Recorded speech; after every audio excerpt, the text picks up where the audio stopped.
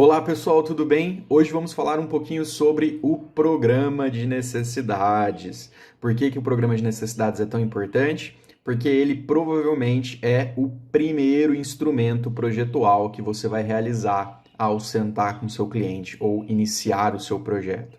Basicamente, o programa de necessidades ele é uma lista de tudo que você vai precisar ter dentro daquela arquitetura, dentro daquele espaço, ok? Tá, mas por que que ele é o primeiro, por que que ele é o principal? Porque sem uma lista do que você vai ter dentro daquele espaço, você não consegue desenvolver o organograma, você não consegue desenvolver o fluxograma. No vídeo de restrições projetuais, eu disse, o programa de necessidades, ele é sim uma primeira coisa que você consegue atacar no projeto, porque ele lida basicamente com as restrições internas, ok? E as restrições internas são as mais fáceis de você atingir no início de um projeto. Ou seja, ele é uma lista, ele é uma informação de tudo que você vai precisar ter dentro daquele espaço.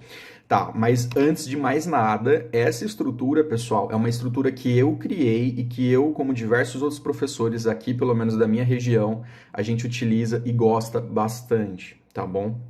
Olha, e antes de mais nada, consulte o seu professor de projeto, caso você for utilizar isso, para ver se ele aceita essa metodologia, se é uma metodologia que para ele faz sentido, e veja se ele propõe alguma modificação. 80% das vezes essa tabela aqui vai atingir bem a sua disciplina, vai atrair bem os olhares positivos do seu professor, ok? Mas vamos entender rapidinho quais são os itens que essa tabela possui e como utilizar e o que escrever em cada local, tá certo? Bom, acho que a primeira coluna ela é óbvia, eu preciso que você coloque ali o nome do ambiente, que ambiente que você está pensando. Então, óbvio, você vai ter que gastar um tempo para pensar tudo que a sua arquitetura tem que ter. E às vezes a gente esquece bastante, ok? Mas uma dica, e essa dica ela é bacana, crie o seu programa de necessidades por setor. Então, setor administrativo, você vai colocar um nome ali. Tudo que tem nesse setor administrativo. Sala da diretoria, secretaria, tesouraria, isso são administrativos. Vou fazer um setor público, estou dando um exemplo de uma escola. Então, um setor público, sala de aula, sala educacional, praça, você vai fazer uma outra tabela para isso. Não misture os setores, não comece a escrever qualquer coisa, porque a sua cabeça ela não consegue se organizar se você não separar por setores. Aí os setores, professor, quais são? Você escolhe, por exemplo, se eu estou falando do aeroporto, privado, público, técnico, serviços, né, funcionários. Então, assim, você organiza os seus setores, o mais importante é você definir e colocar na sua tabela. Tá, primeira coluna da tabela, muito simples. Qual é esse ambiente? Ok, é um ambiente, sala 1, sala 2, banheiro masculino 1, banheiro masculino 2, banheiro para pessoas com necessidades especiais masculino, você tem que colocar tudo, tá certo? O que é legal, segunda coluna, a atividade. Eu sei que pode ser ridículo, né? Qual é a atividade de um banheiro? Mas você tem que escrever. Porque tem ambientes que as pessoas às vezes não vai saber o que é. Vamos supor, tá fazendo um hospital. Você pôs lá no seu programa de necessidades o expurgo. O que é o expurgo?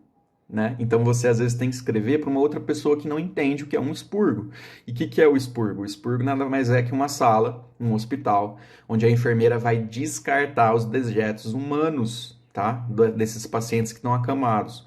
Então você tem que escrever o que é aquele ambiente para facilitar para outra pessoa que não conhece, tá bom? E depois, comandos de dimensões, mobiliários e equipamentos. Pessoal, o que você tem dentro dessa sala faz diferença na hora de você especificar, ok? Tá, por exemplo, eu tenho 3 armários, 2 mesas, 2 cadeiras.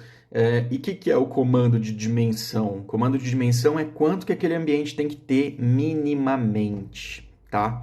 Olha, eu vou pular para o último item dessa tabela, que é o módulo mínimo, porque é um módulo mínimo que responde ao comando de dimensão.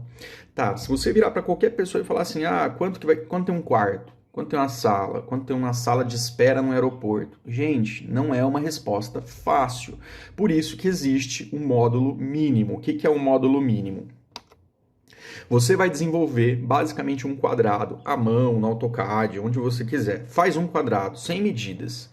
A partir desse quadrado, comece a colocar os equipamentos que você acha que tem que ter dentro desse espaço. Por exemplo, aqui eu coloquei um quarto. Então, bom, eu acho que esse quarto tem que ter um aparador de um lado, um aparador de um outro, um rack na frente, uma cama. E essas medidas eu tenho, essas medidas eu escolho. Por exemplo, eu acho que um rack tem que ter 1,35, que uma cama ali vai ter 2,30, que um espaço entre a cama e o rack tem que ter pelo menos 1,60. A partir dessas modificações, o que acontece? Você consegue tirar o módulo mínimo, ou seja, o mínimo que um espaço tem que ter para caber tudo isso que você quer dentro dele, ok? Tá, e aí? Eu achei aqui que o mínimo do espaço é 5,30 por 5,30. Então, o que acontece? Você tem que vir aqui na sua tabela em comandos e dimensões e escrever 5,30 x 5,30, ou seja, 5,30 por 5,30. Aí se o seu professor falar assim, poxa, mas como é que você chegou nessa medida, né? Que é um clássico do professor. Você vai bater uma fotinho bem pequenininha do seu desenho que a gente acabou de criar, bem pequena, sem escala, e você vai colocar onde? Nesse campinho que é o último da tabela chamado módulo mínimo. Aí você vai falar assim, nossa, mas vai ficar pequeno, ninguém vai ver. Mas isso serve, na maior parte, para os professores, para que comprove que você chegou no 5.3 por 5.3 a partir desse desenho. Eu já vi alunos que fazem o quê? Imprimem o desenho em grandes formatos e colocam um trabalho como se fosse um anexo, né? Eu não acho necessário, porque aí vai ficar tipo um monte de desenho de módulo mínimo. Eu gosto de falar para meus alunos assim, ó, reduza esse desenho o mínimo possível e encaixa ele nesse quadradinho. Aí eu já vou ver que você, tipo, pelo menos pensou que você chegou naquele mínimo espaço, ok?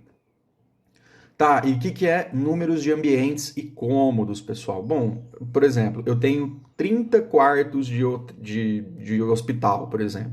Eu vou colocar os 30 sequenciados na tabela? Não vou precisar fazer isso. Você põe um quarto, aí ali, número de quartos, número de ambientes ou cômodos. Ah, eu tenho 10 quartos desse tipo. Ótimo. Então, sabendo que a área unitária mínima do 5,30 por 5,30 é um x metros quadrados, então eu vou colocar essa unidade aonde? Área unitária mínima. Aí o que é a área total? A área total é a multiplicação entre a área unitária mínima pela quantidade de número de ambientes de cômodos. Então, a partir dessa multiplicação, você chega na área total daquele espaço, daquele ambiente. O que são características ambientais de relacionamento, pessoal? Isso aqui confunde muita gente, mas em resumo, características ambientais não é de ambiente, de meio ambiente, nada disso. Características ambientais são, em resumo, características que aquele espaço tem que ter, que aquele ambiente tem que ter, que é exclusivo dele. Vou dar um exemplo. Por exemplo, uma cozinha de um hospital, uma cozinha industrial. O que é uma recomendação da vigilância sanitária? Que tenha revestimento lavável, cerâmico, no azulejo, na parede, até o teto. Então eu tenho que escrever isso. Ah, vou fazer um banheiro acessível. Qual que é a característica ambiental? Seguir as normas técnicas das barras da NBR 9050. Então você tem que escrever ali. Isso norteia na hora que você for projetar. Ah, não, eu preciso fazer esse ambiente. O que ele precisa ter? Você vai consultar. E o que são as características de relacionamento? Características de relacionamento é esse ambiente se relaciona, tem uma proximidade com o quê? Vou dar um exemplo. Está fazendo um auditório. Tem lá a área técnica, o camarim do ator, que vai ficar ali no palco. Poxa, ele tem que ter um relacionamento extremamente próximo, né, com o palco. Então, é isso que você tem que escrever, entendeu? E aí depois, módulo mínimo é o desenho que eu já falei. Pegou essa tabela do setor administrativo, montou tudo, você vai somar tudo e colocar o valor aonde? Ali embaixo. Então, essa somatória. E aí eu passo a entender o quê? Que esse setor inteiro tem tantos metros quadrados. E o que é total mais 30? Pessoal, é uma convenção, tá? Não me pergunte de onde isso surgiu, deve ter alguns livros que falam, porque essa convenção ela se arrastou para mim por muito tempo, mas 30% é as circulações e as paredes. Por quê, pessoal? Na tabela de programa de necessidades, você não especifica elevador, escada, corredor. Isso não são ambientes que você quer ter no seu projeto, a não ser que esse corredor seja um espaço lúdico e você queira colocar, mas no geral circulação não é ambiente, tá? Então, ela é um resultado, ela é uma resultante do projeto. E o que é o 30? Então, o 30 são essas circulações e esses elevadores, essas escadas. Então, se convenciona que todo esse espaço que você tem ali de projeto, pelo menos mais 30% para a parede, pelo menos mais 30% para circulações. Então, se você pegar esse total mais 30%, você vai ter o total geral, entenderam? E o que você vai fazer? Você vai construir todos esses setores da tabela. Depois, na última folha desse programa de necessidades, você vai colocar o total geral ali, de quanto deu o total, ou você acha um rodapé ali e coloca o acumulado. O importante é somar. O professor gosta de saber qual que é o resultado final de todos os setores, não individual por folha. Eu não quero ter que fazer essa somatória. Entenderam? Então, pessoal, essa é a famosa tabela de programa de necessidades. E a gente deixa para você um Excel. Tá? O Excel pode ter algumas formulazinhas, mas no geral é só escrever, só apagar, mas eu deixo para você um Excel com essa tabela para você utilizar em todos os seus projetos, tá bom? Fico à disposição, qualquer dúvida que vocês tenham, espero que tenham gostado. Te vejo na próxima aula. Um abraço.